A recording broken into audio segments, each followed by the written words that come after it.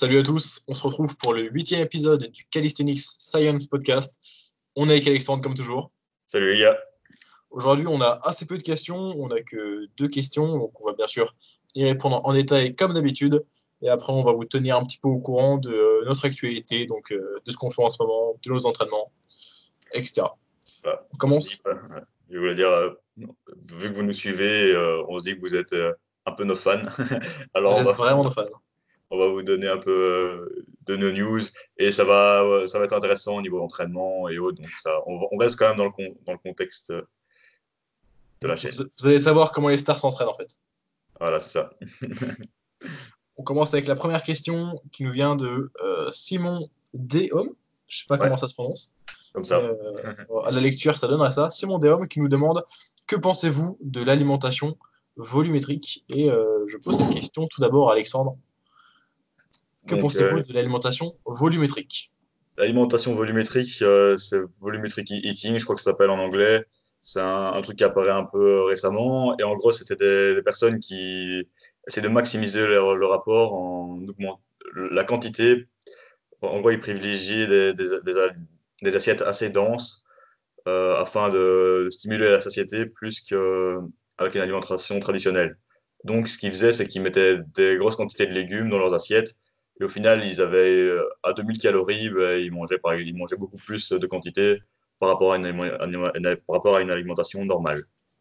Donc, globalement, c'est juste augmenter le contenu en légumes ou en aliments peu calories denses dans sa journée. Donc, enfin, dense en calories, justement. Non, peu dense en calories, justement, avec, voilà, par exemple, tout ce qui est légumes, des fruits, des framboises, des choses comme ça peut être dans cette liste. Et donc, qu'est-ce qu'on en pense? Ben, moi, je pense que c'est vraiment un outil excellent pour la sèche, donc pour la perte de poids, pour le régime. Donc, d'une part, ben, ça va augmenter un peu la tension mécanique de l'estomac, ça va stimuler la satiété. Vous allez augmenter votre temps de repas, donc augmenter facilement votre satiété. De plus, il y aura beaucoup d'eau qui vont être contenues dans ces aliments, donc l'eau va aussi jouer un rôle là-dessus. Et ça va augmenter aussi votre apport en fibres, et donc ça peut aussi vous aider à avoir plus de satiété notamment, et encore plus une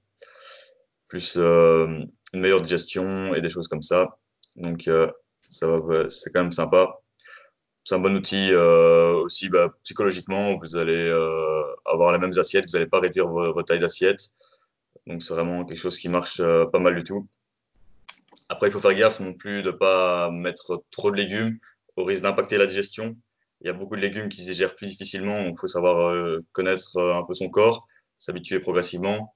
Donc, par exemple, si vous mangez beaucoup de choux-fleurs ou des choses comme ça risque d'être plus dur que manger des carottes ou des concombres, c'est un peu plus digeste.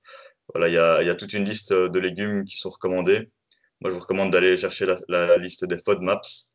Donc, si vous suivez un peu Stanley Fording et la Vertical Diet, vous allez pouvoir retrouver certains aliments qui le privilégient. Donc, ces aliments souvent sont les carottes, les épinards, les poivrons. Puis, il y en a certains qui privilégient en cuisson, en cuissant pas. Après, moi, je pense que il essaie de bannir, par exemple, des brocolis, des choses comme ça. Voilà, il faut quand même tenir compte de ses goûts. Il ne faut pas exclure des légumes par prétexte qu'ils se digèrent moins bien. Donc, il faut peut-être les cuire un peu plus. Donc, si on les cuit un peu plus, ça supprime certaines enzymes et donc on les digère plus facilement. Donc, voilà, vraiment privilégier un peu. Faites attention à votre digestion si vous faites cela. Et le risque aussi, c'est de vraiment surmanger trop de légumes et puis et puis quand on repasse à autre chose, bah, c'est de remanger trop de calories, quoi. Donc, faut faire gaffe non plus. L'excès dans tout est nocif. Et dans ce type d'alimentation, il faut être vigilant. Et on sait aussi que bah, l'augmentation de fibres lors d'une diète bah, apporte plus de résultats. Souvent, dans les études, on voit que la plupart des personnes à un régime égal, bah, ceux qui ont des fibres plus importantes lors de perte de poids réussissent plus facilement à leur perte de poids. Et donc, voilà, et une petite note aussi, il faut faire gaffe à certains légumes. Par exemple, tous les légumes d'automne, comme des potimarrons, des choses comme ça, peuvent peut-être augmenter un peu plus au niveau des glucides. Et donc, je pense pas que c'est ça qui va vous faire prendre beaucoup de poids, mais il faut quand même être vigilant là-dessus aussi. Donc voilà, Morgane, je sais pas si tu as des choses à rajouter. Donc, tu as déjà dit beaucoup de choses assez intéressantes avec lesquelles je suis majoritairement d'accord. Alors, oui, pour la satiété, c'est important d'avoir une alimentation avec un assez haut volume.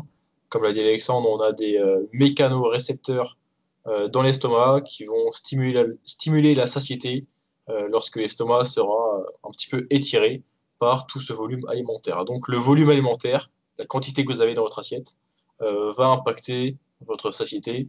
Et on a même aussi des données qui nous disent qu'en général, peu importe euh, le total calorique de la diète des gens, ils ont tendance à manger, peu importe, donc, comme j'ai dit, les calories, ils ont tendance à manger grosso modo le même volume. Donc, peu importe la phase dans laquelle ils sont, ou que sciemment ou non, ils consomment plus ou moins de calories un jour ou un autre. Donc, naturellement, pour la satiété, c'est important d'avoir des assiettes volumineuses. Donc, ce qui se fait, comme l'a dit Alexandre, par beaucoup de fruits, beaucoup de légumes, donc qui sont des aliments assez volumineux, particulièrement les légumes, et assez peu caloriques.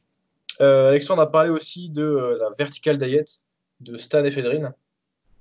Justement, Stan Ephedrine, lui, donc, qui a écrit le livre La vertical diet, son but, c'était de créer une alimentation qui soit extrêmement digeste, parce que c'est destiné à des bodybuilders et powerlifters très lourds, la majorité du temps des athlètes dopés, donc qui ont vraiment un haut poids de corps et du coup une haute dépense calorique journalière et qui doivent manger vraiment beaucoup pour atteindre leurs objectifs de calories, particulièrement s'ils veulent prendre du poids. Et il a du coup mis en place ce qu'il appelle la vertical diet, cette alimentation très digeste qui, de façon cliché, consiste en beaucoup de riz, beaucoup de viande hachée et des légumes très digestes. Donc des poivrons, des épinards et différents fruits qui sont pris le plus souvent en smoothie. Ils gardent les lipides aussi assez bas. Je crois que c'est uniquement Ouais, les très peu œufs qui liquide. recommandent comme source de lipides. Et la viande rouge à fond, mais voilà. Et voilà, et les lipides qu'on trouve dans la viande Après, de bœuf. il a coaché aussi des athlètes à basse catégorie de poids aussi, hein, mais là, je crois que la plupart de son public cible, c'est vraiment des gars un peu comme lui, on va dire. Mais il a coaché beaucoup de sportifs autres que des sports de force et des choses comme ça aussi. Donc le but de sa diète, c'est quand même d'avoir une alimentation qui soit plutôt digeste pour des athlètes qui ont une haute dépense calorique, donc qui doivent manger beaucoup, que ce soit parce qu'ils sont très actifs ou parce qu'ils sont simplement très lourds. Voilà. Euh, De ses Qu'est-ce que je phrases, peux... c'est il mange la bouffe qu'il sait digérer, mais pas la bouffe qu'il aime, quoi, par exemple. Voilà. Pour vous dire un peu le mental qu'il a. Donc, par exemple, s'il mange un chou bah, et qu'il le digère mal, bah, voilà, il l'aime pas. Enfin, le chou l'aime pas, donc il l'évite, on va dire. Ouais, c'est un peu ça. Mais bon, quand on pèse vraiment très lourd et que pour maintenir notre poids, on a besoin de 4000 calories, bah, c'est dur d'atteindre ces 4000 calories-là en étant confortable à manger beaucoup de brocolis, Ouais, ouais, ça risque d'être chaud. beaucoup de fruits et légumes. Il faut se tourner vers des aliments hautement caloriques et assez peu denses. Donc, par exemple, du riz, qui est très digeste chez la majorité des personnes, des calories liquides, comme des smoothies, etc., etc., etc. Ouais, il buvait des jus de cranberry, riz, patates douces, des choses comme ça. Et il stimulait tout le temps avec même des oranges. Et voilà. Donc, Donc, le volume alimentaire, pour résumer, c'est important tout le temps, peu importe que vous cherchiez à prendre, perdre du poids, maintenir votre poids. C'est à ajuster selon la phase dans laquelle vous êtes. Grosso modo, on cherche à avoir un volume alimentaire assez constant. Comme je l'ai dit, la majorité des gens ont tendance à consommer un volume alimentaire semblable, peu importe les calories qu'ils consomment, dans le sens où naturellement, en ayant une alimentation ayant une certaine volumétrie, ils vont consommer peut-être moins de calories si c'est peu dense en calories ou plus de calories si c'est dense en calories. Donc si vous êtes dans une période de prise de masse et que dans ce cas-là, peut-être que vous avez du mal à prendre du poids et que c'est peu confortable de manger beaucoup de certains aliments qui sont très volumineux, vous pourrez vous pencher vers des aliments plus denses en calories, comme des calories liquides, donc qui sont très facilement digestes, ou des lipides, parce qu'un gramme de lipides contient 9 kilocalories, alors qu'un gramme de glucides ou un gramme de protéines contient 4 kilocalories, donc par gramme. Ouais, buvez de l'huile Si... d'olive. Comment? Buvez de l'huile d'olive à la cuillère. Buvez de l'huile d'olive, c'est la seule leçon du podcast. Merci de nous avoir écoutés aujourd'hui. À la semaine prochaine. L'alimentation volumétrique, c'est de la merde. Des choses. Buvez l'huile d'olive, les médecins nous détestent. Même si vous êtes en maintenance, c'est intéressant de surveiller votre volume alimentaire de façon à ne pas surmanger, en fait, même si normalement la satiété, dans la majorité des cas, ça ne devrait pas être un problème lorsque vous êtes en maintenance, surtout si vous dormez suffisamment et que vous êtes peu stressé. Surveillez quand même votre volume alimentaire et particulièrement si vous êtes en déficit calorique. Là, c'est important de mettre en place des stratégies pour hausser votre volume alimentaire. Donc, consommer des aliments riches en eau et peu caloriques au gramme. Donc, beaucoup de légumes, des fruits, des aliments comme du fromage blanc, par exemple. Donc, quelque chose qui va vous apporter beaucoup de satiété. Ce sera un repas volumineux, pris avec beaucoup d'eau et aussi contenant des fibres. Donc, particulièrement des fibres solubles qui vont, en se mélangeant avec l'eau, former un petit peu une pâte dans votre estomac et qui va rester longtemps en digestion. Et riche en protéines aussi, hein, dans le repas. Alors, pour l'effet des protéines sur la satiété, alors on dit souvent que les protéines apportent plus de satiété que les glucides ou que les lipides, et c'est vrai que jusqu'à un certain cap, dans le sens où entre un repas contenant, donc si on prend des repas ayant la même contenance calorique, entre un repas contenant 0 g, 30 grammes et 60 grammes de protéines, disons, le repas contenant 0 g de protéines sera celui qui apportera le moins de satiété, mais il n'y aura certainement pas de différence entre le repas apportant 30 et le repas apportant 60 grammes de protéines. On pourrait interpréter ça, on pourrait comprendre ça en termes de mécanisme par le fait que les protéines, contrairement aux glucides et aux lipides, l'organisme a peu de moyens de les stocker en fait. Donc on peut conserver jusqu'à 150 grammes d'acides aminés dans le sang, mais pas plus, donc c'est assez peu. Alors que les lipides et les glucides, on peut les stocker bien plus facilement. Donc les glucides, on peut les stocker en glycogène, donc que ce soit les glycogènes musculaires ou hépatiques, c'est-à-dire dans le foie. On peut les stocker, bon, même si c'est pas très efficace, on peut en avoir dans notre sang, donc, parce qu'on a une haute glycémie. Bref, on a plusieurs moyens de stocker des glucides. Les lipides aussi, on peut les stocker assez facilement sous forme de gras, alors que les protéines, il n'y a pas vraiment de système pour les stocker efficacement. Du coup, ce serait logique que on ait des signaux de satiété lorsque on arrive à suffisamment de protéines, mais que on atteigne un cap de l'effet de la satiété des protéines, passer une certaine quantité de protéines données, parce que ce serait pas propice d'en avoir au-dessus de ce seuil, possiblement. Un petit peu comme le concept du seuil de Lucine, qui dit, pour résumer les choses, on en a déjà parlé dans d'autres podcasts, qu'on obtient à peu près 80% de la réponse de synthèse protéique maximum qu'on pourrait avoir avec une dose d'environ 25 à 30 grammes de protéines, selon la source, etc., selon votre gabarit, et qu'on atteindrait les 100 grammes de votre les 100% de votre potentiel de hausse de la synthèse protéique avec quelque chose comme 40 à 50 grammes de protéines, et pas au-dessus, parce qu'on ne peut pas stocker au-dessus des protéines au-delà de ça. Donc, pour l'aspect de la satiété des protéines, j'ai un petit peu divagué, mais j'espère que les explications étaient quand même claires. Il y a aussi, Ça a un intérêt. il y a aussi l'aspect thermogénique. Je vais venir ensuite. Donc, les protéines vont vous apporter de la satiété jusqu'à un certain seuil, et ensuite, en consommer au-dessus de ça, ne va pas changer grand-chose.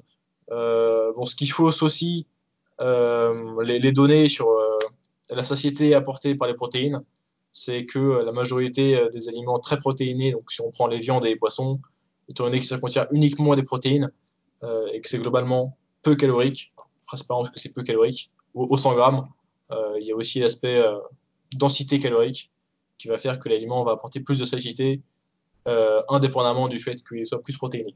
Bref, les protéines vous apportent de la satiété. Euh, il y a une différence entre ne pas avoir de protéines et avoir une certaine quantité de protéines. Mais il n'y a pas ou peu de différence entre avoir les protéines qu'il vous faut et au-dessus, donc trop de protéines. C'est aussi intéressant dans un sens, oui, d'avoir des protéines assez hautes soit peu importe la phase dans laquelle vous êtes, soit particulièrement sèche, selon comment on voit les choses, parce que les protéines ont un effet de TEF, donc de Thermic Effect of Food, plus conséquent que les glucides et les lipides.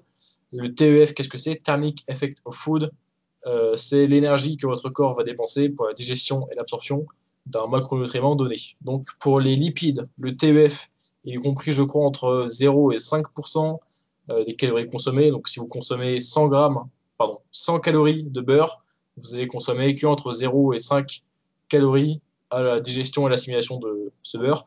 Si vous consommez 100 calories venant d'une source simple de glucides, type uniquement des glucides, disons de la banane, vous aurez entre 10 et 20% des calories de ces 100 calories de banane qui seront consommées lors de la digestion et de l'absorption. Et lorsque vous avez consommé 100 calories de protéines pures, vous allez avoir entre 20 et 30% de ces calories ingérées qui vont être dépensées lors de la digestion et de l'absorption. Le TEF, il est aussi impacté par la composition de votre repas. Si vous avez un repas mélangeant les trois macronutriments, donc glucides, protéines, lipides, votre TEF sera plus conséquent que si vous avez uniquement des glucides ou des lipides. Peut-être que c'est assez équivalent à un repas uniquement consommé de protéines, un repas mixte. Bref, il y a aussi le degré d'industrialisation de votre alimentation, pardon, de transformation. Plus votre alimentation est transformée, moins l'effet thermique des aliments sera important. Donc la composition en vitamines et minéraux, c'est-à-dire les micronutriments, impacte dans ce sens-là l'effet thermique des aliments. Il y a également les fibres qui ont un effet plus important, donc un effet thermique plus important.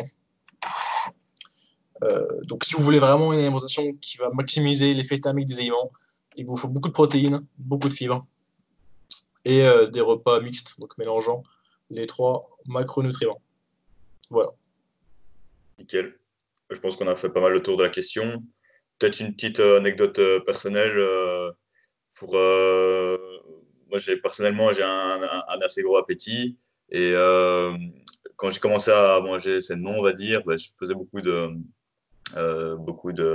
j'avais commencé directement par une diète hypocalorique et donc la solution j'ai utilisé un peu cette alimentation hypocalorique il y a déjà 4 ans, c'est pas encore très à la mode et je suis tombé un peu dans le vice de plus la sèche avançait, de plus en plus augmenter mes légumes. Donc il m'arrivait de manger, au début je mangeais peut-être un demi-brocoli par repas et ensuite je mangeais peut-être limite un brocoli entier, puis je rajoutais parfois et je me faisais dans des styles de wok avec mes petites assiettes de légumes et enfin mes petites assiettes de glucides. À la fin je tournais, pour vous dire, à 100 grammes de riz pesé cuit, voire même 50 grammes à un moment, j'étais hyper bas. Et je faisais peut-être mal les choses aussi, et mon métabolisme était vachement plus lent à l'époque. Et il me retrouvait avec un brocoli, un poivron entier et des champignons, quoi. Donc ça faisait une vachement bonne assiette. Et peut-être que là, c'était limite un vice parce que c'était un peu malsain de manger autant. Et je sentais que ma digestion était dure, quoi. Donc je pétais souvent, des trucs comme ça. Donc c'est pas toujours agréable à dire, mais voilà, c'est pour ça que l'excès est nocif aussi et il faut pas se retrouver dans ce cas-là. Essayer de, voilà, peut-être que si j'avais augmenté un peu plus mes protéines et des choses comme ça, j'en serais pas là. Et voilà. Donc, faut pas tomber dans le vice inverse. Donc, voilà. Sinon, c'est un précieux outil. On va en rester là. Donc, deuxième question de Lydia, donc coach Lydia, de Nantes. Donc, on va la poser à Morgane. Donc, quels sont les avantages de l'entraînement au poids du corps comparé à l'entraînement avec charge libre? Voilà. Alors pour moi, c'est un peu bon. Je pense que c'est pas la bonne question parce que peu importe ce à quoi on veut devenir meilleur, bah, c'est ce qu'il faut pratiquer. Si vous voulez devenir meilleur à des mouvements de charge libre, charge résistance extérieure au poids de corps, bah, c'est ce que vous devez pratiquer principalement. Si vous devez apprendre un handstand, un front lever, une planche, une One Arm Chin-Up, vous devez principalement faire du poids de corps parce que c'est plus spécifique à votre pratique. Ça, c'est la réponse courte. Mais il y a bien sûr des avantages à pratiquer un style d'entraînement ou l'autre. C'est une question assez débattue dans le milieu de l'entraînement en poids de corps. Déjà, un avantage qu'a l'entraînement au poids de corps par rapport aux charges libres, c'est que les exercices à chaîne fermée ont un meilleur transfert vers les exercices à chaîne ouverte que l'inverse. Alors, qu'est-ce que c'est? Un exercice à chaîne cinétique fermée, c'est un exercice où est-ce que l'extrémité des membres qui travaillent est fixe. Et un exercice à chaîne cinétique ouverte, c'est un exercice où l'extrémité des membres qui travaillent est en mouvement. Alors, qu'est-ce que ça veut dire? Un exercice à chaîne cinétique fermée pour le haut du corps, ce serait un exercice parce que les mains ne bougent pas, de type les pompes, alors qu'un exercice à chaîne cinétique ouverte, ce serait un exercice où est-ce que les mains bougent, type le développé couché. Et ça marche pour tous les mouvements. Donc si vous voulez un exercice pour le bas du corps en chaîne cinétique fermée, vous allez avoir le squat. Si vous voulez un mouvement en chaîne cinétique ouverte pour le bas du corps, l'équivalent sera par exemple la presse à cuisse, parce que là, vos pieds vont bouger tout au long du mouvement, même si bon, s'ils restent en contact avec la plateforme, pardon. Vous avez compris. Donc, premier avantage, il y a un meilleur transfert, si on prend un exemple, des pompes vers le développé couché que du développé couché vers les pompes. Il y a un meilleur transfert du squat vers la presse que de la presse vers le squat. Donc, si vous voulez devenir bon aux deux, vous vous en tirerez certainement le plus facilement en faisant, disons, les 2 tiers de votre pratique au poids de corps et l'autre tiers à travailler spécifiquement la technique des mouvements qui vous intéressent, parce qu'il y aura un meilleur transfert du poids de corps vers la fonte que de la fonte vers le poids de corps. Et ça peut s'illustrer, par exemple, si vous faites à la fois du streetlifting et du powerlifting, ça peut s'illustrer par le fait de faire beaucoup de dips et un petit peu de développé couché. Votre développé couché va quand même bien progresser via votre travail des dips. Et l'inverse sera moins vrai. Donc ça, c'est un premier avantage. Il y a un meilleur transfert des exercices à chaîne cinétique fermée vers les exercices à chaîne cinétique ouverte que l'inverse. Ensuite, bon, il y a les avantages de rentrer en poids de corps qui sont un petit peu bateaux, hein, c'est-à-dire que vous n'avez pas besoin de salle pour pratiquer, ça se fait n'importe où, ça se fait quand vous voulez, vous n'êtes pas restreint euh, à l'endroit de votre salle de musculation, aux horaires de votre salle de musculation, c'est gratuit, etc., etc.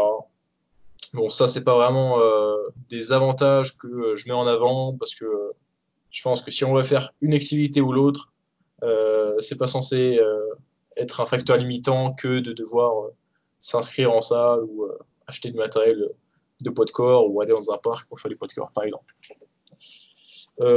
Alexandre, est-ce que tu as des choses à rajouter? Je pense que j'ai raté beaucoup de choses, mais Moi, il y avait d'autres trucs que j'étais un peu pas tellement d'accord avec toi, c'est qu'il y avait beaucoup d'exercices. Je trouvais plus facilement le transfert parfois d'exercices de fonte avec des exercices poids du corps, style de military press avec des pompes des handstand push-ups. Pour beaucoup de débutants, essayer de leur faire progresser en pompe, ça va être difficile, tandis que tu vas leur faire du coucher, ben, il y a aussi la manière de progresser en fait. Avec la charge, on se voit progresser plus facilement. C'est beaucoup plus objectif d'augmenter une charge grâce à l'augmentation de poids. Donc, l'augmentation de l'intensité est beaucoup plus simple en musculation avec des exercices de fonte qu'au poids du corps. Ce qui permet de, surtout au début, ou alors quand on est un peu moins, quand on s'y connaît un petit peu moins au poids du corps, de faire des gains plus facilement. Dans les avantages poids du corps, ben, il y avait aussi le fait de s'amuser. Donc, on peut vraiment bien se marrer. Et c'est aussi un des avantages, c'est qu'on va pouvoir, en s'amusant un peu plus, adhérer plus facilement. Donc, qui dit adhérence, ben, dit progrès et dit pratique sur le long terme, ce qui va rendre l'introduction à la discipline plus simple aussi. Et donc, voilà, qui est deux, trois avantages en plus. Euh, ouais. ouais, c'est vrai que, comme tu as dit, enfin, je l'avais en tête au début, mais je l'ai rapidement oublié quand je suis parti sur autre chose. La progression est bien plus fluide et simple et intuitive lorsqu'on utilise de la fonte, parce que le moyen de surcharge préférentiel, ce sera la majorité du temps d'augmenter l'intensité, c'est-à-dire la charge sur la barre ou la machine ou les haltères, peu importe. Ensuite, pour l'aspect transfert de l'un vers l'autre, c'est vrai que le développé militaire, donc les poussés verticaux avec de la fonte, ça a tendance anecdotiquement à avoir un bon transfert vers la handstand push-up, mais c'est certainement le seul mouvement qui a un petit peu l'exception de l'un ayant un bon transfert vers l'autre. Mais c'est pas, enfin, vous n'aurez pas une handstand push-up en étant uniquement très fort en développé militaire. Mais si vous devenez fort en développé militaire, en parallèle de votre travail technique de handstand push-up, de pike push-up, de handstand, la combinaison des deux est assez bénéfique, c'est vrai. Donc voilà, on a fait un peu le tour de la question. Il y a encore plein de choses à dire dessus, mais je pense qu'on sèche un peu là. On va passer à la suite. Donc, on voulait vous raconter un petit peu nos lives, nos vies en ce moment. On va parler un peu de nos entraînements. Donc, je disais que Morgane, donc voilà, on va vous parler un peu de notre entraînement. Moi, comme vous le savez, je réalise un peu un cycle de masse que je vous ai montré via ma chaîne. Et quant à Morgane, à part ses stories sur Insta, on voit pas grand-chose et il nous montre que des handstands.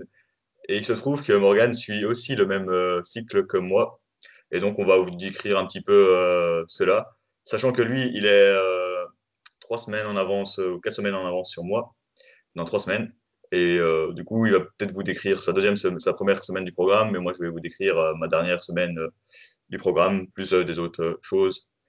Donc, bon, Morgane, je vais peut-être commencer moi, comme ça, tu verras, enfin, on verra un peu ce que toi, tu fais par après. Donc, actuellement, je suis en semaine 6. Donc, le programme, comme je vais le montrer, c'est l'App Code Fitness et on suit un template de 9 mois. Et donc, ça consiste vraiment un peu comme si on repartait à zéro, à refaire une phase de prise de muscle, donc pour augmenter un peu notre, notre cross-sectional area des muscles. Pas trop d'anglais pour l'instant. Donc, augmenter un peu notre masse musculaire qui va se transférer via la force et puis faire une phase de skill pour terminer. Donc, ici, ça consistait à progresser en accumulation, donc en augmentant notre volume total. Donc, pour vous dire, en semaine 1, on était à 3 séries de 10, il y avait une petite semaine de test. Ensuite, ça augmentait drastiquement en 4 séries de 10 et on progressait via pas une augmentation de charge, pas une augmentation de répétition, mais une augmentation de répétition via le rest pause reps, qui était une technique que je ne connaissais pas. Et ça consiste, une fois qu'on a fini la première série, donc admettons, je fais une série de 10, je rajoute une rep en semaine 2. En semaine 3, je rajoute 2 reps. En semaine 4, je rajoute 3 reps et ainsi de suite. On peut le faire n'importe comment, mais c'était un peu le template du programme. Et donc, on est parti de la semaine 1 avec de 3 fois 10. Et là, en semaine 6, je vais attaquer cette semaine, la semaine 6, qui sera la plus dure avant une semaine de décharge. Et donc, je vais réaliser 10 plus 5. Donc, 3 séries de 10 plus 5 avec encore un truc. Et donc là, on suit le template. Sachant qu'il ne faudra pas rater. Mais c'est pour ça qu'on commençait les charges, on a commencé le cycle avec des charges assez basses par rapport à nos maxi. Donc, je pense qu'il faudrait situer plus ou moins à 60% de son RM. On l'a fait intuitivement. Donc, voilà. Et, euh, et donc, voilà, la technique du rest pause reps permet de. C'est un peu comme les clusters ou les pauses en intraset. Ça permet un peu d'éviter l'échec, de progresser. C'est moins stressant. Franchement, ici, je sens que par rapport à une approche traditionnelle augmentant l'intensité ou quoi, on risque de parfois arriver à des échecs, des choses comme ça. Ici, peut-être parfois, je suis vraiment en galère sur ma 10e rep, mais après les 30 secondes ou la minute que je prends, parce que là, j'augmente un peu plus. Au début, je prenais 15 secondes entre mes 10 reps et la dernière. Maintenant, je prends plus ou moins 1 minute. Et donc, on arrive à compléter les séries avec une meilleure qualité, une meilleure rapidité et donc et même plus de contrôle. Donc, il y a beaucoup de phases excentriques aussi dans ce programme. Donc, on fait des excentriques, donc la descente ou la phase négative sur certains mouvements de 3 à 4 secondes. Donc, il est recommandé 4 secondes. 4 secondes, ça, c'est beaucoup. Et il y a certains mouvements qui sont plus propices à faire des excentriques longs et d'autres plus courts. Et il y a également beaucoup d'isolation. Donc, ça, c'est vraiment un travail de musculation. On pourrait un peu le mentionner comme avantage de la fonte par rapport au poids du corps, c'est que parfois, ça permet de stimuler un peu une hypertrophie comme on l'a dit, de manière plus objective. Et pour l'isolation, il y a beaucoup d'exercices de fonte qui sont plus facilement applicables qu'au poids du corps, même s'il y a toujours des variantes au poids du corps qui sont intéressantes. Mais... Donc voilà, et donc là, je vais attaquer ma 6e semaine. Il me reste la semaine prochaine, c'est la décharge. Et, euh, et en parallèle de ça, moi, j'ai quand même fait un travail de skill. Donc, au niveau donc, des skills, je mets un peu le front, la planche, c'est vraiment mes objectifs principaux du programme. Et donc, je les maintiens un peu grâce à des progressions où l'intensité est très basse. Donc, par exemple, je fais du front lever en mettant un pied sur une barre. Et donc, ça ne travaille pas tellement que ça, mais je travaille beaucoup sur ma technique. Et j'ai quand même une assistance, donc ça m'aide quand même pas mal.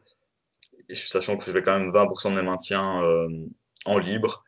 Donc, ça permet quand même d'avoir un bon rappel de ma figure, de ma progression actuelle. Et donc, je perds pas de force là-dessus. Là, je suis content.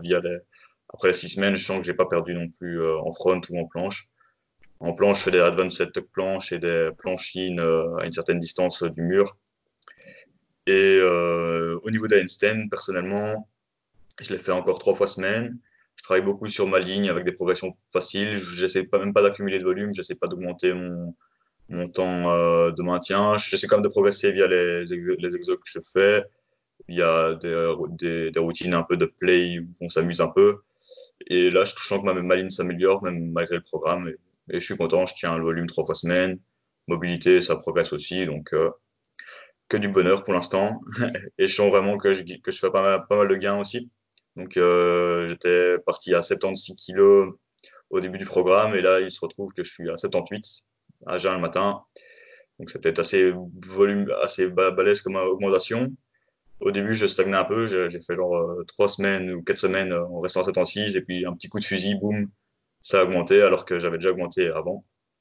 Je fonctionne souvent comme ça par palier.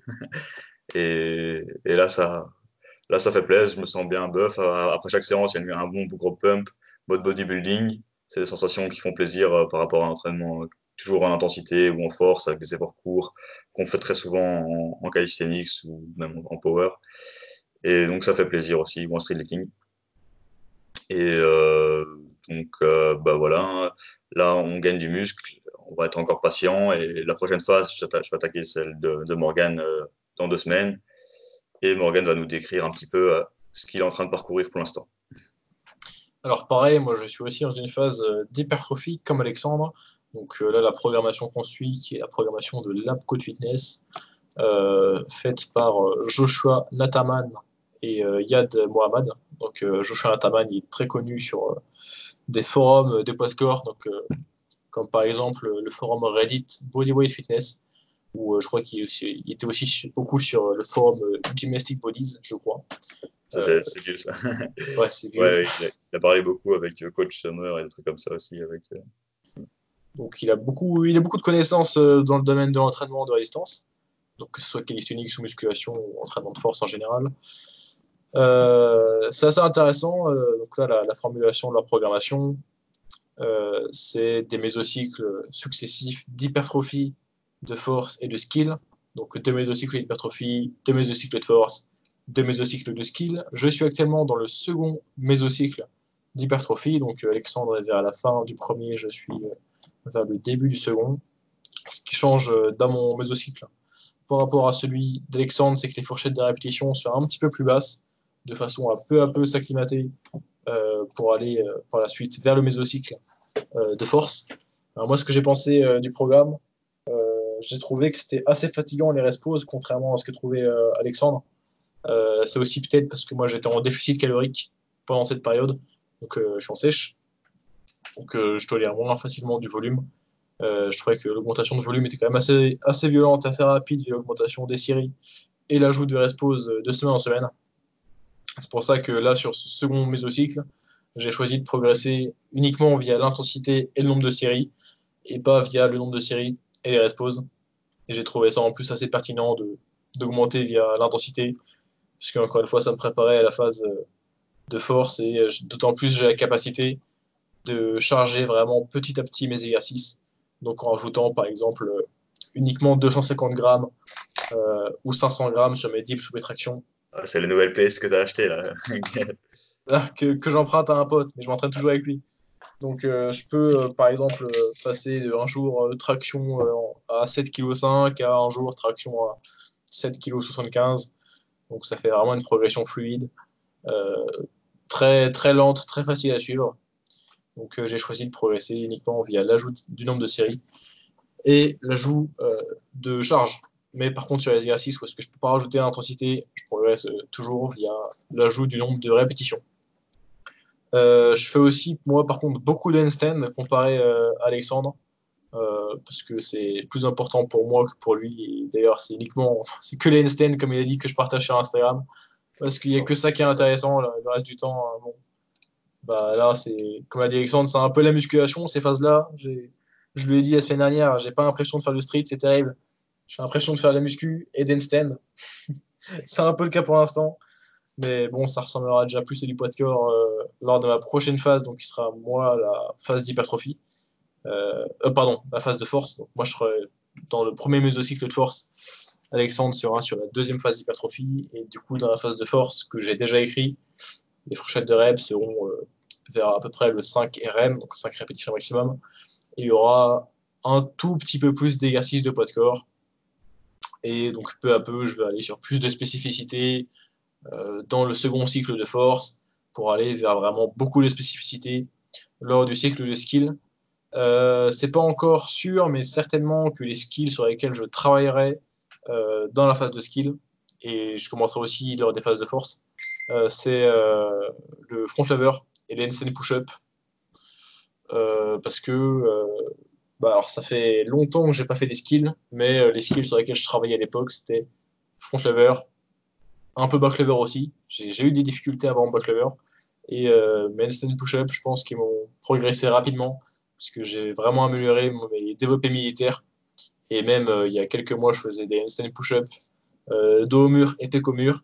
Et sur mes aussi, que j'avais bien progressé dessus. Et en plus, là, séparément, mon handstand progresse bien. Il y a mes différentes variantes de handstand, hein, donc full, tuck, straddle press excentrique un petit peu aussi. Donc c'est assez prometteur. Il y a moyen que quand j'arrive sur mes phases de skill, j'ai bien progressé sur les handstand push-up. Sachant qu'actuellement, j'en mets 0 en libre. Euh, Peut-être 2 à 3 pecs au mur, mais pour l'instant, aucune. En libre. Ouais, Donc, j'aime bien la façon dont est organisée la programmation. C'est assez cohérent, hein, on en a déjà parlé dans des podcasts précédents. C'est assez pertinent de faire des phases d'hypertrophie pour gagner en muscle, puis des phases de force pour apprendre à recruter ces nouvelles unités motrices, donc à activer cette nouvelle masse musculaire grossièrement. Puis ensuite une phase de skill où est-ce qu'on va vraiment apprendre à utiliser cette force sur les mouvements exacts sur lesquels on veut devenir meilleur. Donc les mouvements statiques le plus souvent qu'on fait en street. C'est important de faire des phases d'hypertrophie, de force séparément. On a tendance à trop sauter directement sur les statiques. Mais en fait, si on fait beaucoup de statiques, ça va être fatigant. On va améliorer notre technique sur le mouvement. Bon, on va rapidement stagner à un certain niveau lorsqu'on aura atteint notre plafond d'adaptation neuronale sur ces exercices-là. Et les statiques, c'est pas du tout la meilleure forme de contraction pour gagner en masse musculaire. Et gagner en masse musculaire sur le long terme, c'est ce qui va nous faire gagner en force. ouais. Donc les pratiquants qui font beaucoup de statiques et assez peu de basics à côté et qui ne cherchent pas à gagner en masse musculaire ou en force sur les basics à côté, ils ont tendance à stagner s'ils font uniquement les statiques sur le long terme. Après, souvent, ils ont des génétiques plus propices à gagner en masse grâce aux statiques et ont un plafond plus haut que la plupart des gens qui vont être limités plus bas à cause de mauvais bras de levier. Et donc, si tu es limité à cause de cela, bah, tu auras plus intérêt à augmenter ta masse musculaire. Et donc, c'est pour ça que c'est aussi des idées qu'on avait via bah, justement Joshua et tout avant d'être sur leur programme. On adhérait pas mal à leurs idées. On les a vues de par l'expérience et de par aussi pas mal d'autres athlètes. Et donc, l'approche vraiment de cycle On l'a acquise un petit peu avant d'être sur ce programme. Et là, bah, en ayant un truc un peu tout fait, bien mâché comme ça, bah, ça nous aide à être beaucoup plus serein et moins réfléchir sur notre entraînement. Et en plus, on est assez libre quand même donc de faire nos choix et c'est chouette. Et il y a aussi moyen de faire aussi des cycles où on gagne un peu en hypertrophie et en masse à l'aide et en restant vraiment à fond en calisthenics. Vous n'avez pas besoin d'aller non plus faire que de la fonte pour ça. Vous pouvez faire des cycles d'accumulation avec des pseudo-planches push-ups par exemple, avec des tractions en front lever, des rowing, si ça dépend de votre niveau un petit peu, même refaire que du poids du corps, par exemple, juste des tractions, des rows au poids du corps, enfin des tirages horizontaux, des pike push-ups. Donc voilà, c'est pas parce que vous êtes en cycle d'hypertrophie qu'il faut vous dire ah je pourrais plus faire de street. Et en plus, c'est vrai que Morgan lui pratique plus de skill dans ce programme-ci, mais il la pratiquera après. Moi, j'en fais au corps, donc j'ai quand même l'impression encore de faire du street. Mais voilà, mais c'est vrai que après en fin de séance, tu te sens comme un bodybuilder qui a fait sa séance.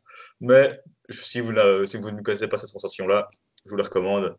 Vous allez vous sentir bœuf. Ça fait plaisir.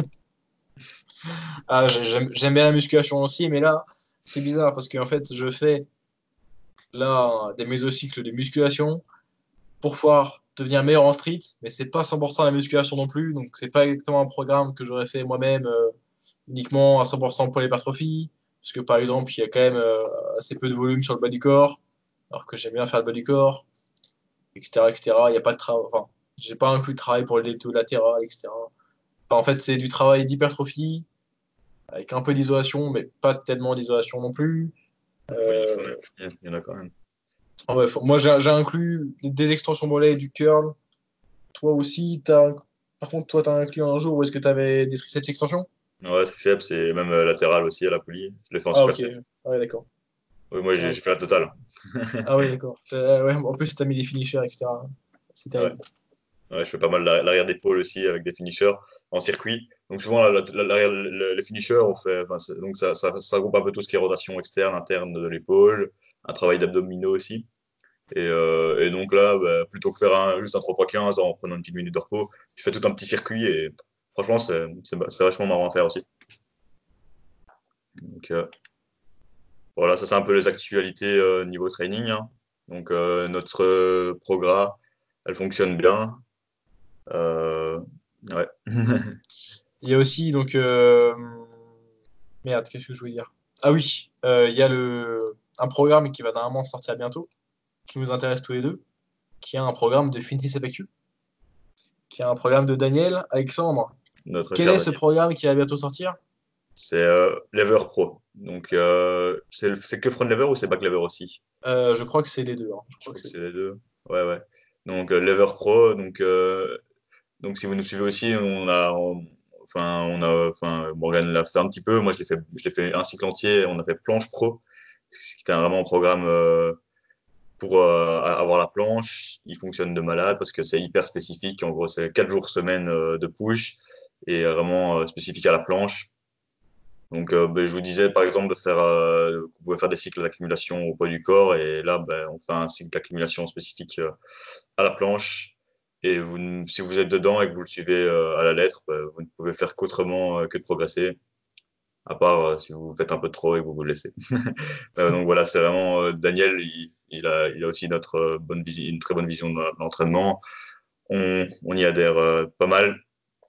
Et donc, il fait toujours du très bon contenu avec pas mal de bonnes vidéos explicatives, des très bons templates qu'il a testé aussi sur lui et sur ses clients. Enfin, je pense que Planche Pro, il l'avait testé sur des personnes avant. Il l'avait fait sur José et des trucs comme ça. Donc, Ouais, parce c'est ça, hein, je crois que quand il est sorti, quand il est sorti Planche Pro, bah, je crois que rapidement, il est partagé les progrès de José. Je sais plus quel est son nom de famille, mais bon, c'est un mec qui va faire quoi, presque 1,90 m. ouais, il est grand, ouais, ouais. Et en Et plus, bon, ouais, je crois il l'a boosté à fond, hein, parce qu'avant, il tapait déjà un peu des planches, et puis il a fait le truc, et il tapait quasiment la foule et des trucs comme ça après. ouais, enfin, il a une foule de 3 secondes avec pas une forme incroyable, mais Ouais, il a une forme un peu bizarre, mais le mec, il est vachement grand. Il faut quand même respecter ce qu'il fait. pour sa taille, Il est c'est quand pas même léger. légendaire. Ouais. Non, non, donc ça on attend un peu impatiemment. Donc On va voir. on peut que s'attendre à un programme sympathique. On va quand même finir donc, la programmation totalement de l'App Code Fitness avant de jeter un œil à ce que va faire Daniel avec Liverpro. Il nous avait dit que ça devait sortir certainement cette année, qu'il avait déjà tourné les clips vidéo de ce programme-là avant de faire sa tournée mondiale de workshop qu'il a fait pendant la première moitié de l'année 2019. Donc on devrait s'attendre à ce que ça sorte là, cette année, donc ce mois-ci en décembre. Et bon, je soupçonne qu'il y ait moyen que ça sorte en janvier, parce que la majorité de ces programmes sortent en période de rentrée scolaire, j'ai l'impression. Il est sorti en septembre, Limitless Legs, je crois, et Planche Pro, je ne sais plus quand c'était. Planche Pro aussi, hein, il me semble. Ouais, ouais, on l'avait commencé en septembre. Ah Ouais, oui, oui, ça devait être août ou septembre, ouais. ouais, ouais, ouais. 2010, 2018.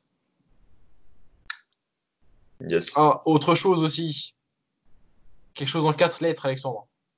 Mass. Des informations. Mais qu'est-ce Monthly que c'est que MAS, Application. Alexandre? Avec le super accent anglais. Et souvent, je crois que je confonds un mot. Donc, c'est Monthly Application of Strength in Sport.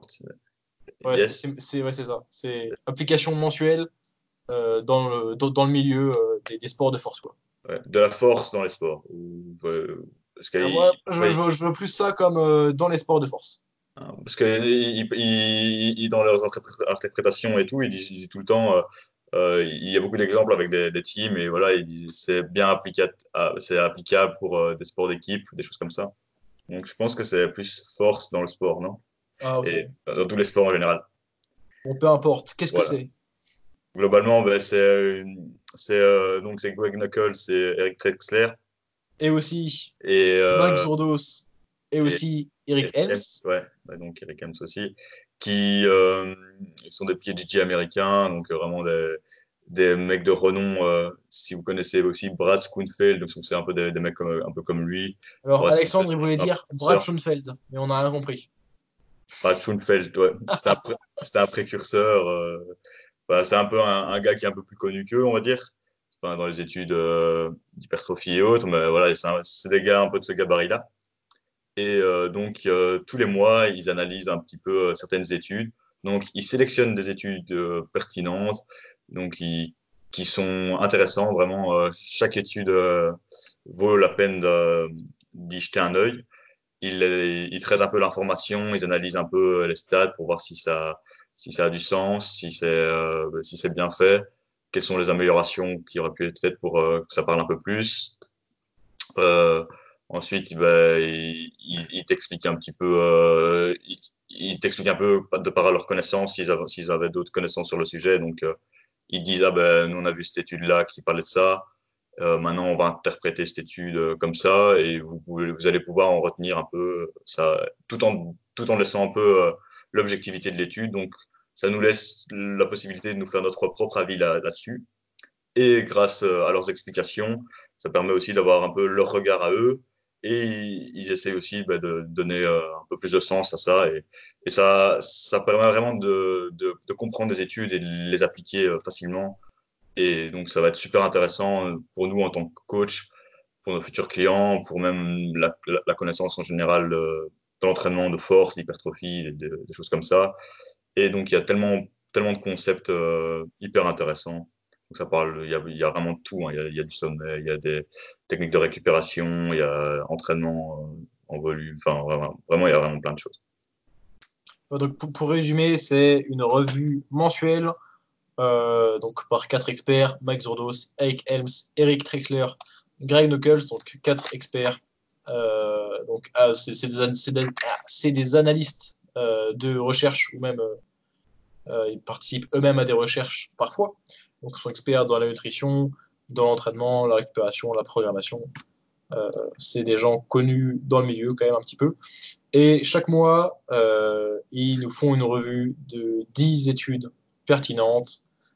Ils les analysent, ils en tirent des conclusions, donc des conclusions pratiques. Ils critiquent les limites de l'étude. Ils indiquent ce qui sera intéressant de rechercher à l'avenir dans la littérature scientifique. Donc comment construire de nouvelles études sur les sujets en question. Ils font des spéculations. Euh, c'est assez intéressant. Donc, 10 études analysées à chaque fois, également 2 présentations vidéo sur un sujet particulier. On a par exemple des choses comme comment organiser une DUP, donc Daily Undulating Periodization, donc périodisation ondulatoire quotidienne. On a des présentations vidéo sur comment implémenter une diète flexible, sur quel est l'effet vraiment des étirements sur la performance sportive lorsqu'on réalise ces étirements pour l'entraînement. Donc des choses du genre. Et pourquoi on vous en parle? C'est parce que Alexandre et moi avons acheté en commun un abonnement annuel à Mass, donc cette revue en grâce au question, Black Friday. grâce au Black Friday, Et donc, ça pour vaut le faire coup. des économies. Et on va pouvoir du coup accumuler des bonnes connaissances Surtout qu'on a applicables accès à nos à, clients. on a accès à toutes les anciennes études, donc depuis 2017, début 2017, donc ça fait quasiment 4 ans d'études.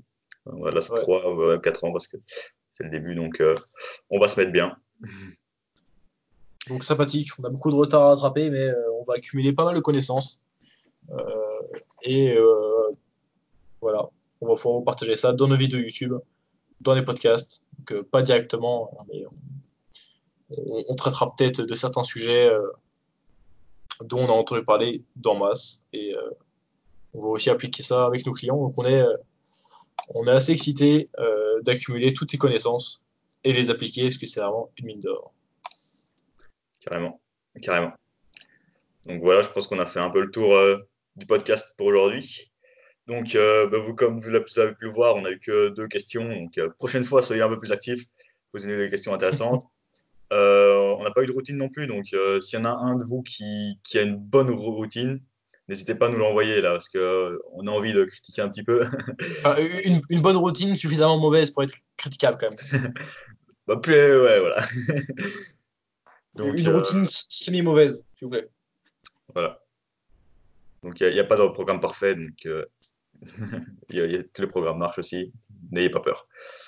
Et donc, ou alors si vous avez peut-être d'autres idées sur le podcast, vous pouvez le mettre en commentaire. Peut-être que, voilà, si vous avez un concept ou quoi à nous demander, on pourrait vraiment, on est ouvert à tout. On va encore avoir aussi les intervenants Si vous avez et un invité à nous proposer ouais, un pour invité. une future Donc, interview, donc pour un futur intervenant, dites-le nous, on essaiera de contacter les personnes en question pour les accueillir sur le podcast. voilà, c'était tout pour ce podcast en compagnie de Morgan et de 02 Workout, alias Alexandre, sur Calisthenics Science Podcast. On se retrouve pour un prochain podcast. Salut les gars.